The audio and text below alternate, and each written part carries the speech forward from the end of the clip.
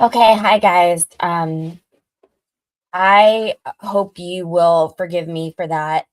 And I'm gonna see um if I can bring in my normal peeps. Give me 1 second. I figured out what the problem is, and by I figured out, I mean I absolutely did not.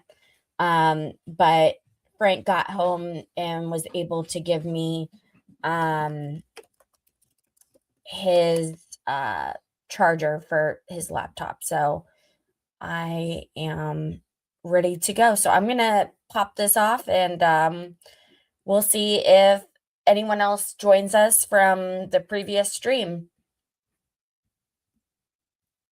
So your expectation was that she was working that day, but their expectation and everyone else's expectation is that she would be home. I don't believe it was ever stated that she was going to be home, that they were aware that she was going to be home. My experience was that she was scheduled to work until that day. But her parents were coming for dinner. I don't know if they were coming for dinner. I think they were traveling through. I don't know why they were coming exactly. Okay. Because I think they were going to Florida or continuing on. Okay. And it would be your contention that on the morning of this planned tryst, she took her phone and turned it off herself and put it in the kitchen drawer? I don't know. I did not see her turn off the phone. Okay. You didn't see her with her phone at all. I saw her with her phone in the morning when I was getting ready. You did? Yes. Okay. And she was on her phone in the morning when you were getting ready? Yes, she had her phone in the morning. And you said that was 6:30. Roughly. Okay. I mean, I was in and out getting ready in that morning, so it's hard to say an exact time. So then would it surprise you if the digital forensics, Mr. Lidsky's work, would show that she was not on her phone at 6:30 or really any time before or after that? I saw her with her phone. Okay. It was on the bed. She had the laptop also on the bed. Got it. Okay. So she was just with the phone, not using the phone. Yes. I see. Let's talk about what happened in the room that morning. You leave the house, you go to McDonald's, and you're in the bathroom there for 7 minutes. Is that correct?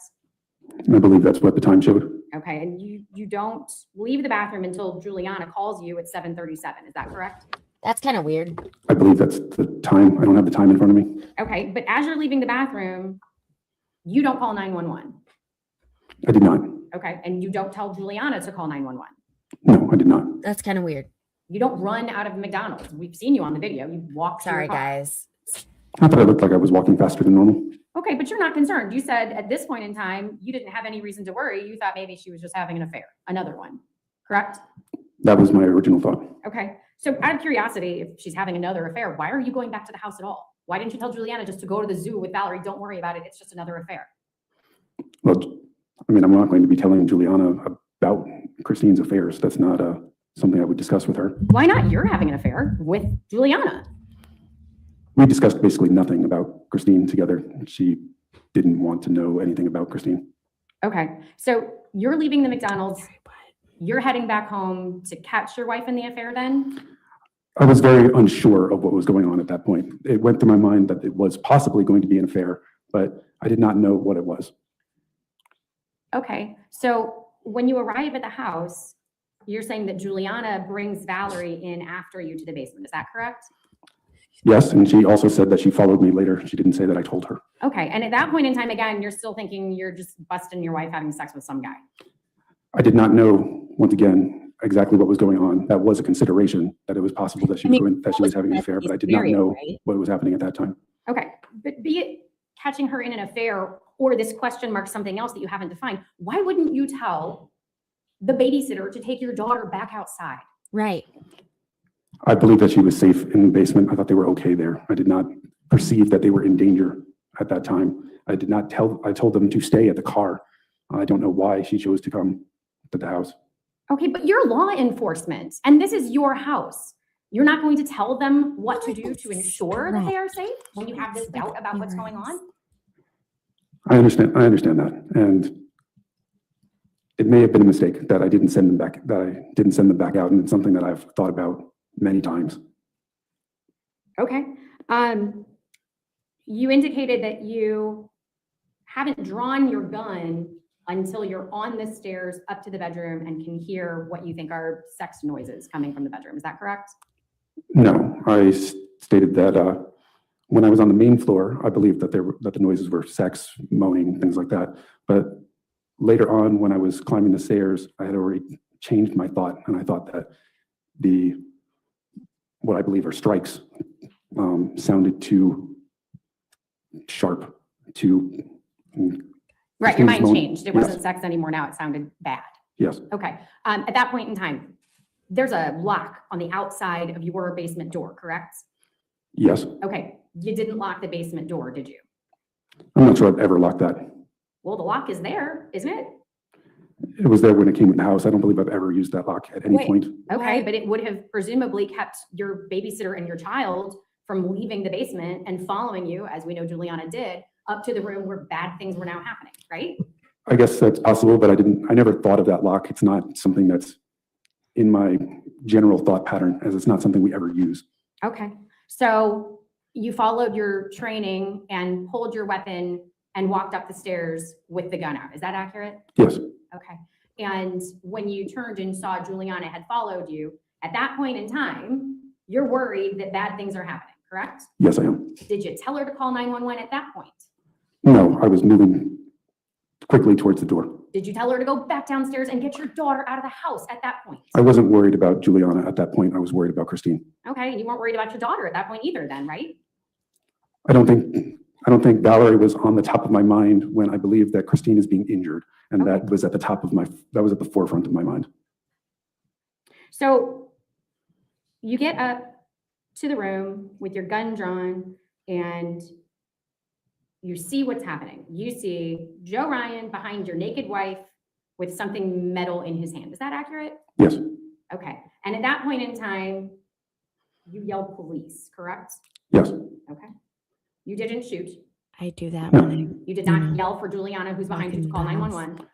I didn't know that Juliana was behind me or had climbed the stairs at that point. I had only seen her on the main floor leave at the door. I did not see her climb the stairs at that point. Okay, but you told us that the foyer is this big echoey chamber that you can hear from anywhere in the house. If she's in the foyer and you're standing at the door, whether or not she's immediately behind you, if you yelled, call 911, she would hear you, wouldn't she, in this echoey foyer? Yes, she would hear that. Okay, but you didn't do that, did you? I was focused on the tense situation that was in front of me. Okay. Your Honor, I'm going to ask, just a moment while I log back in.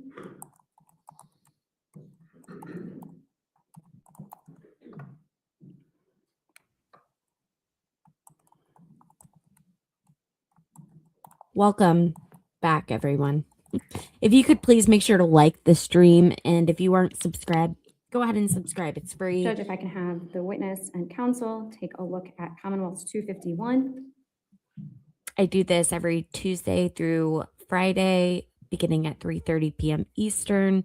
And Mr. Banfield, I is this appreciate the it. person that you Thanks. saw when you entered the bedroom? Yes. Joseph Ryan?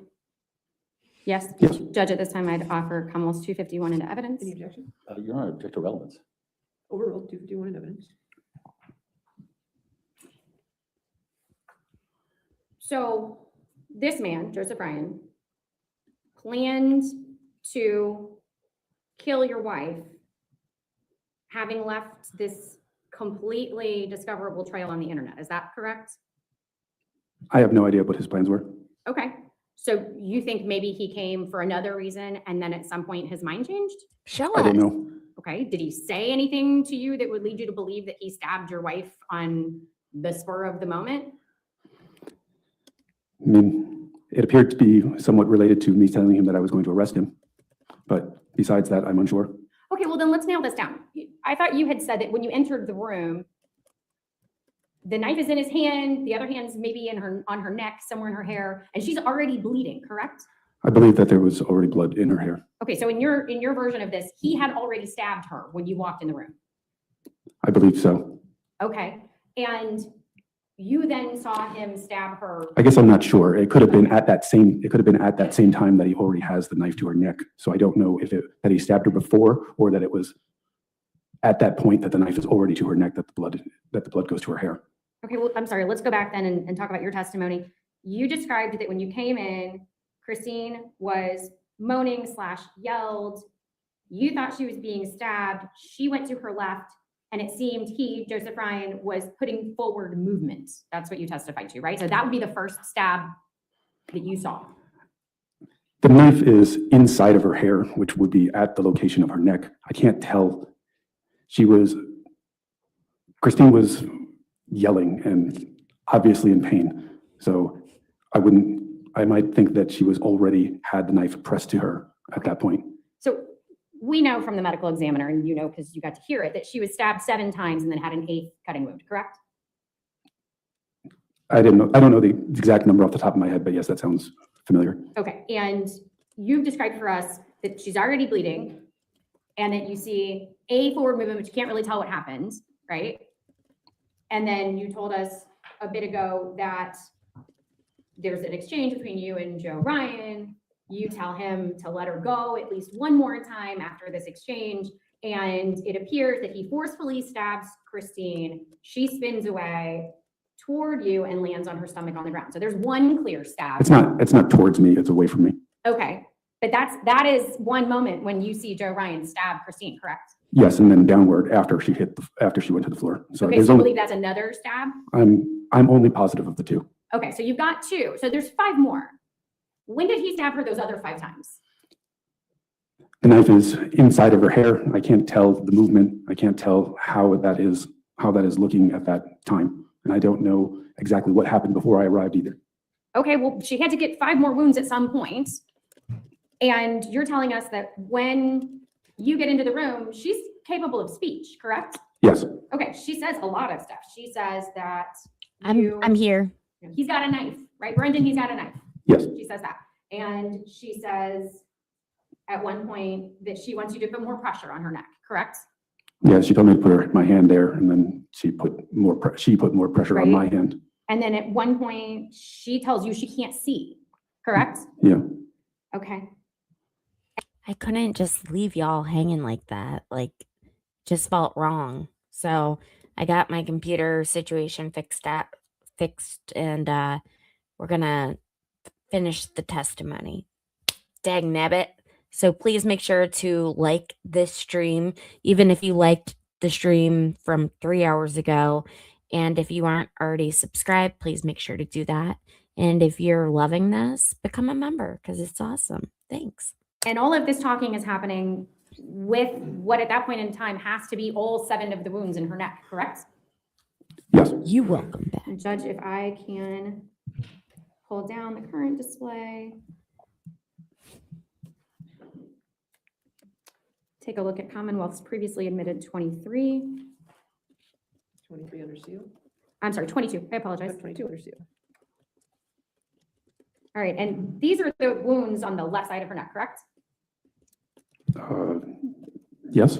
Okay, and if I can have the witness and a jury take a look at previously admitted Commonwealth's 25, also under seal. And these are the wounds on the right side of her neck, correct? Yes. Okay, and she's chatting with you with these wounds in her neck, correct? Yes. Her voice is very hoarse. She was having difficulty speaking, but yes, she was talking to me. Okay.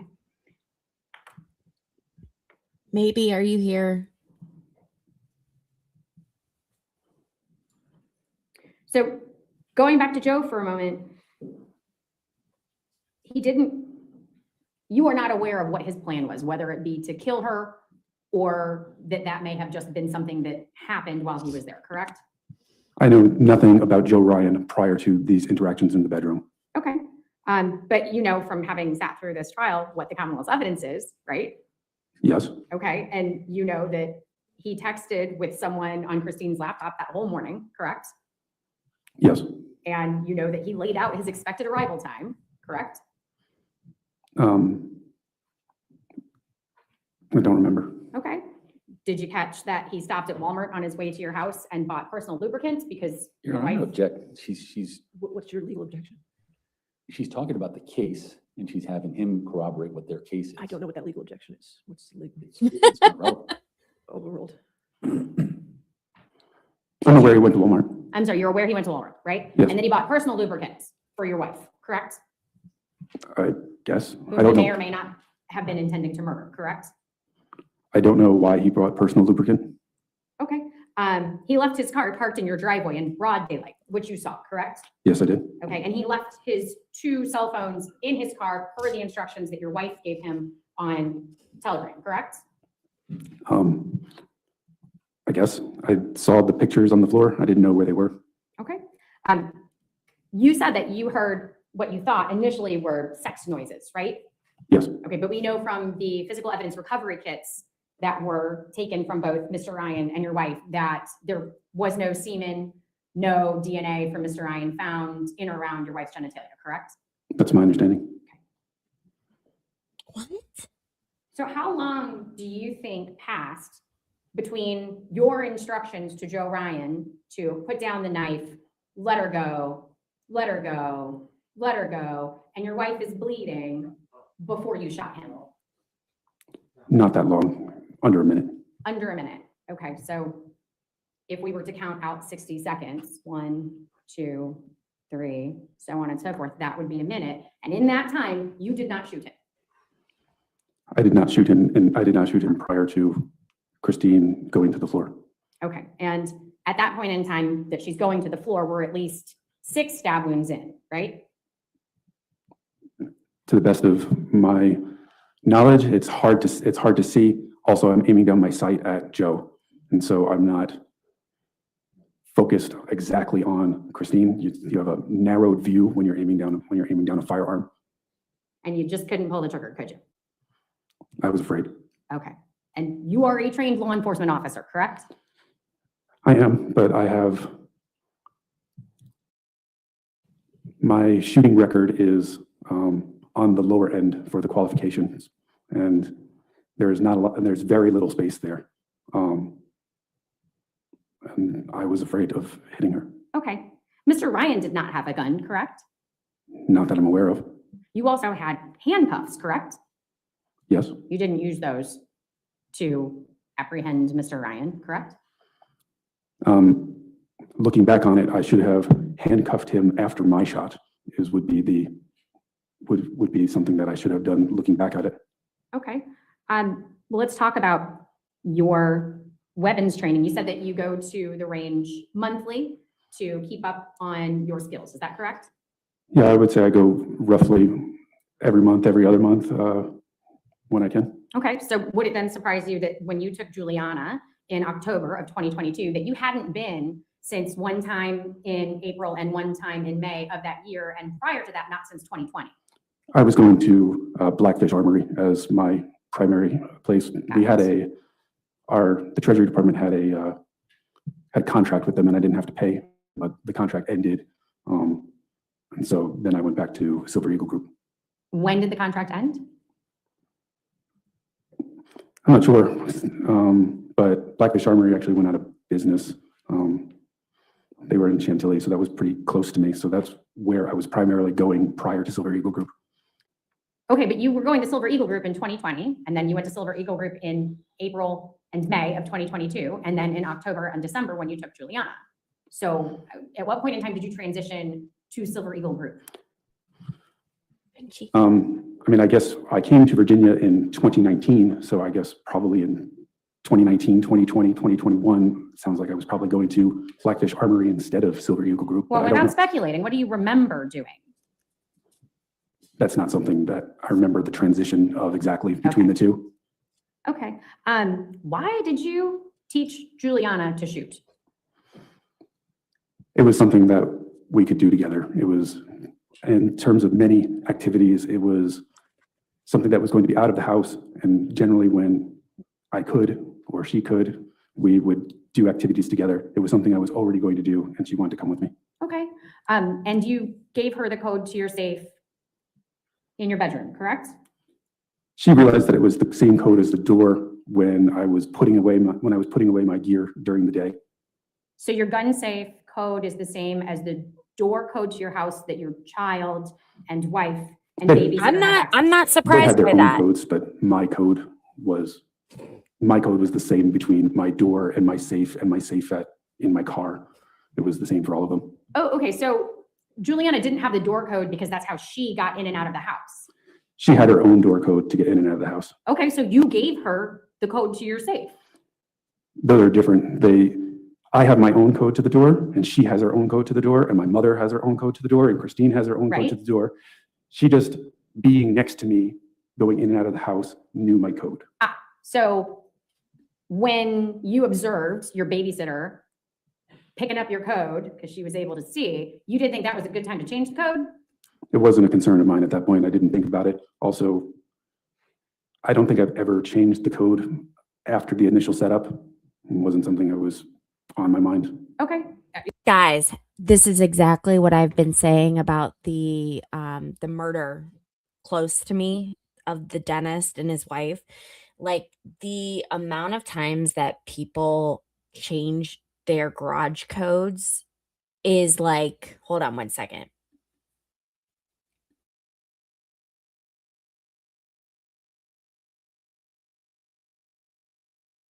I have to burp so bad. The amount of times that people change their garage codes is so minimal. It's sickening. Like, and it's like 1, 2, 3, 4, the address of your home. In that number, that's usually your number for everything. Your cell phone. It's a huge it's a huge security concern. So, like, I get it. I get the point she's trying to make. And at the same time, I always playing devil's advocate on here. Like, I feel like I have to just remind you guys that I've been chirping about this exact issue regarding the unfortunate murder of Monique and Spencer Tepe, who lived 15 minutes down the street from me. So make sure to switch your damn garage codes and anything that you think a lay person would know. Super important. Okay. Is that part of your law enforcement training, that it's okay for people to have the code to your gun safe? I'm aware that others in my department had family members that were aware that they knew the code, that they knew their codes. Okay. Is this a breaking time for lunch, or do you let me know? Okay, I only have a little bit left, Judge. If I can have 10 more minutes. That's fine. I won't make Sure. everybody starve, but Okay. just a little bit. Thank you. that's fine. Do you have any life-saving training as a result of your law enforcement background? A little bit. A little bit, okay. And your life-saving training tells you that Juliana should be the one to call 911 while you are attending to Christine, is that correct? Yes. Okay, but when Juliana hadn't called 911, you didn't think that was the time at which maybe you should do it? I didn't realize that she didn't call 911 immediately because I was focused on Christine. So I Okay. wasn't looking at Juliana after I told her to call 911. I was looking at Christine. Okay, so you're also then not aware that Juliana hung up on 911 15 minutes prior to the call where you spoke to them? My awareness was that she made that original call in the upstairs room. She made the original call in the upstairs room, and where were you? No, my understanding is that she actually made the call originally while she was in the basement. Oh, As not per the her. upstairs, okay. Okay, so you weren't there then, is your contention? I never heard her make the original call. I never saw her make the original call. And you certainly didn't tell her to hang up the phone? No, I knew nothing about the original call until far later. Okay, so while you are tending to your wife and exchanging hand placement with her over the wounds that we saw, you did not at that point in time use the towel, blanket, the sheet, or the other blanket to staunch the flow of blood from her neck? It wasn't until I was instructed to by 911 to do that. Pressure is a different form of treatment that we were taught, and that is also what Christine was doing. I believe that was the best course of action at the time. To put pressure on the wound that was so large that your finger went inside of it, is that correct? Yes, Okay.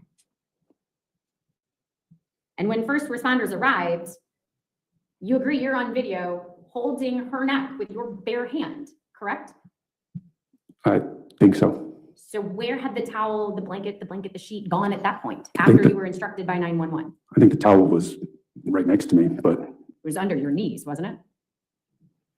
I don't know. Okay, I thought it was right next to me. thank you. Nothing further, Judge. All right.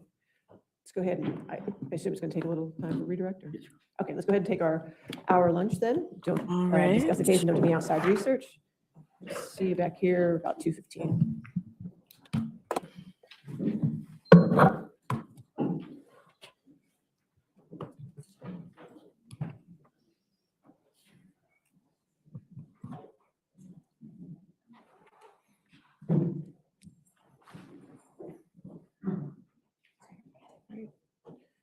Again, Mr. Banfield, since you're still testifying, you cannot discuss your testimony with anybody to include your attorney until you're finished, okay? Can I ask you a question? You might want to ask your lawyer a question and not me. Oh. There we go. Walked away and that was the extent of it, but that would have been overheard by 2 of the jurors. Oh, I guess he has not been out on bail if he's being escorted in by Yes, ma'am. officers. Can you just get? Yours first, yours is fast. Everybody have microphones, please. Thank Yes, you. please. All right. Sorry. Yes, sir. Judge, there was an exhibit, almost exhibit 159, 159? which was the firearm sale purchase, and there was some information that, 159, I have firearm transaction record. yes, and there were social security numbers and other identifiers on there, and I'm All right, just so you asking that they want to be. redact the social security numbers? That's fine. And I can provide the court with a redacted copy to We'll replace. provide it with a redacted copy, okay? Okay, awesome. 159. 159. Thank you. We'll get that. All right, that's all you have, Mr. Carroll? That's all I have. All right, I had information. Judge, during the break, a gentleman approached one of our detectives in front of 2 jurors and asked if it was too late to testify. The detective instructed him at that moment to stop Okay. speaking, and they walked away, and that was the extent of Okay. it, but that would have been overheard by 2 of the jurors. all right. May we approach, Judge? Okay, sure. Wow. Okay.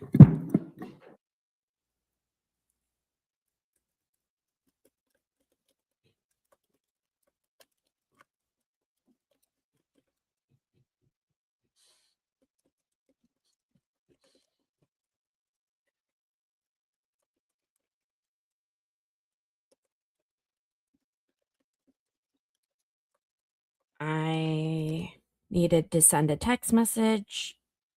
My mother is All leaving. right, we're ready for the jury then? Oh, never mind. Yes, ma'am. Okay. Thank you.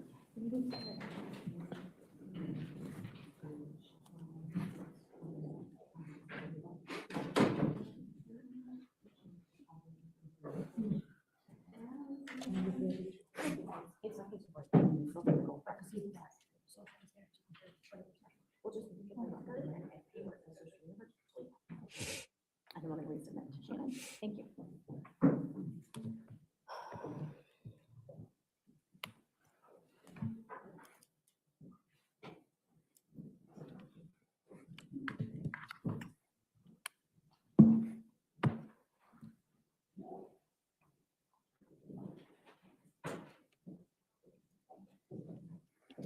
All right, redirect. Thank you, Your Honor. Mr. Banfield, you were asked on cross-examination as to your decisions relating to calling 911. At what point did you feel like 911 was necessary? I guess once I was in the room, I knew that 911 was going to be necessary. And at the time that you realized that, were you capable of calling 911? No, my hands were on my firearm. Okay, and so when you're saying in the room, you'd already confronted Joe Ryan? Yes, yes. Okay, and was there any other time that you were in a position to be able to call 911? When I was rendering aid, I had instructed Juliana to call 911. I believe that was the best course of action at the time. But you weren't able to call 911 yourself? Objection leading. Sustained deleting. What prevented you from calling 911 yourself? I was rendering aid to Christine. Now, Ms. Sands asked you if there was any information out there that related to fetish-type behavior that you knew of Christine being involved in. And can you elaborate on your answer? Back in New York, I know that Christine had an affair where she was involved in a BDSM relationship Wow. a month or two. And how did you know to talk to her about that? She was in our bedroom in New York. I observed her with bruises, several of them on her body that I was unaware that she had previously. And did you ask her about that? Yes, Did you have a discussion with her about that? yes. Originally, she denied it and said, Objection, hearsay? You Sustained. can't say what she said, okay, but you confronted her about it? yes. Okay, and what, if anything, did you suggest she do after being told? I suggested that we go back to therapy. At that point, I questioned her enjoyment of it. It was pretty emotional I really conversation. want to know And that. in fact, were those the things that you indicated that you were unwilling to do? with her? Objection, leading? What, if Sustained. any of those things, well, why? Were you aware of the things that were related to this New York incident? Yes, she had. Christine was interested in, I guess, sexual violence. She was a sexual assault nurse examiner. She did many examinations of both men and women that were in people that were injured, people that had a lot of people that were choked, people that were raped. Done. Some pretty graphic things. She used to bring some of her documents home, so I was aware that she seemed to look at them relatively often. Okay, and so, and I'm sorry, can you tell me what year was this? She was a sexual assault nurse examiner. This is an estimate, I guess, from like 2012 to 2017, 2018. And the incident that you're talking about with regard to her experience, when was that? I would estimate to 2014. And is it your testimony that that's when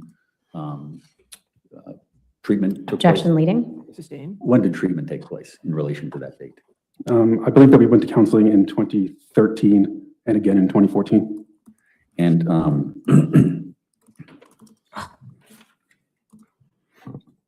Come here, bro.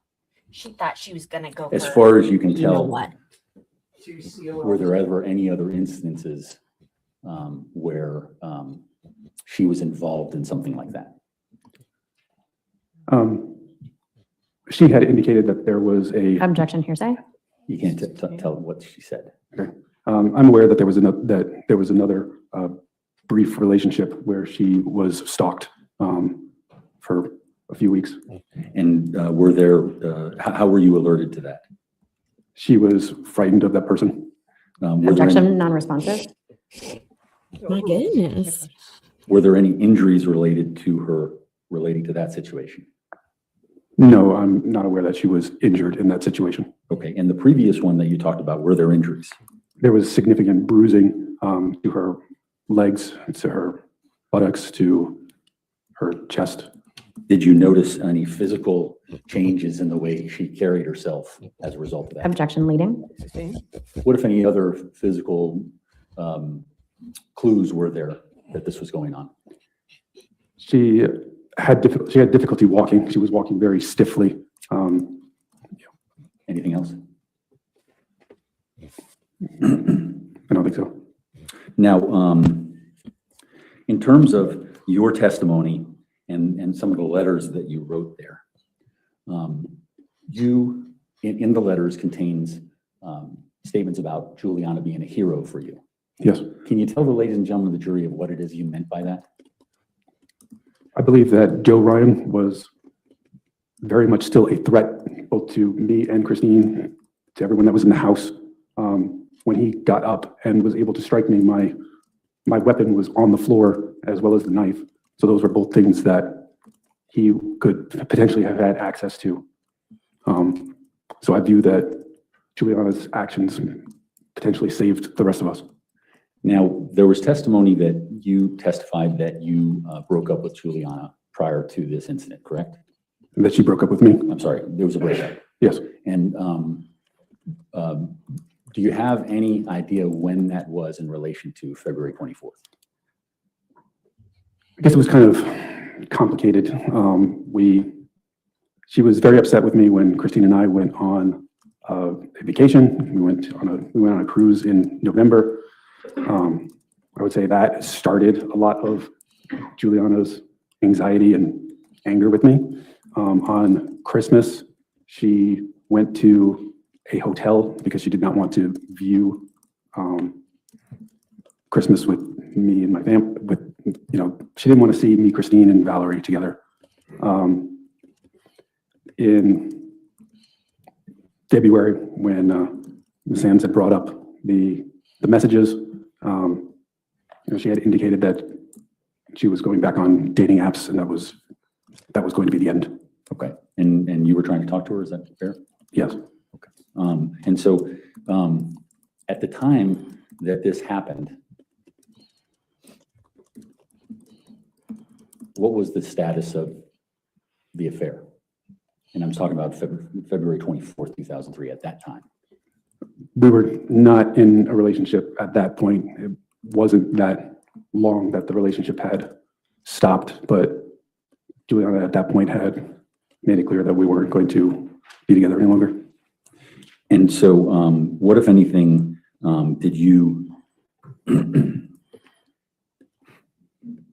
when you made the decision to shoot Joe Ryan, did you feel like Christine? Objection leading. Sustained? What did you think when you made the decision to shoot Joe Ryan?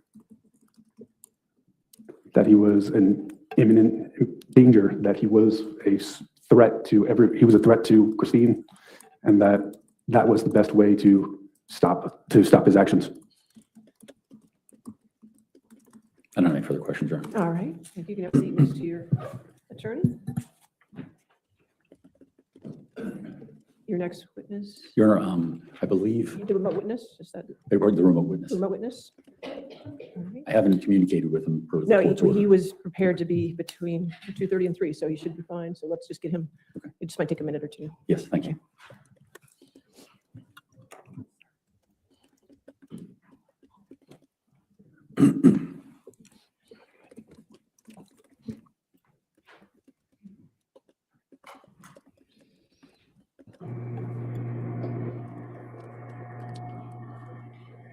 Guys, I'm supposed to go to Florida, and my mom is like trying to tell me that I just need to check a bag, even though she's driving her car down. And it costs money to check a bag. And I have a neck injury that put me in the hospital last year because I was lifting a friggin' checked bag. Like it's just like, so it took me a minute, but we're done. And that was wild.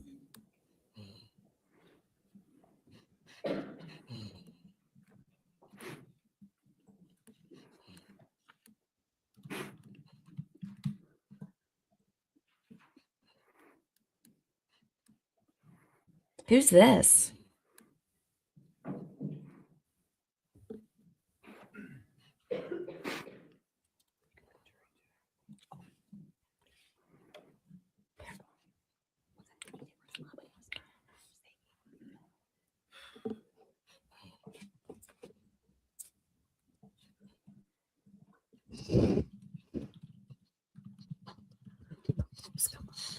Oh no. Oh Lord.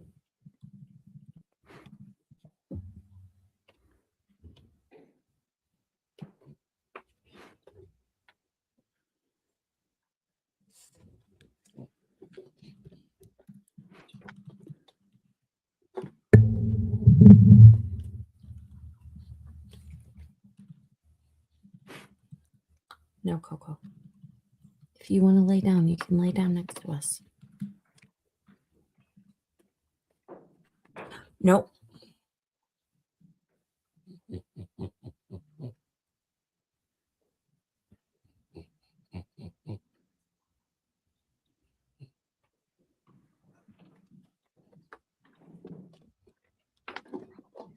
What are we doing here, guys?